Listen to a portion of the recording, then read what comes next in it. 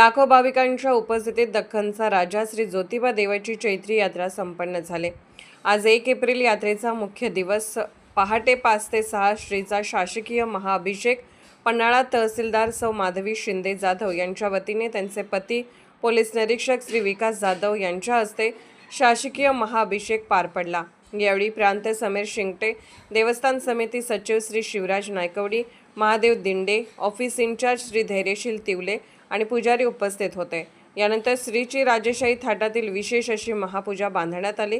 दुपारी 12 वाजता मानाच्या सासन काट्यांचे पूजन साताऱ्याचे पालकमंत्री श्री शंभूराजे देसाई, जिल्हाधिकारी श्री अमोल येडगे, पोलीस अधीक्षक योगेश कुमार गुप्ता, जिल्हा परिषदेचे उपमुख्य कार्यकारी अधिकारी एस कार्तिकेयन यांच्या हस्ते पार पडल्यानंतर सासनकाठी मिरवणुकीस प्रारंभ झाला।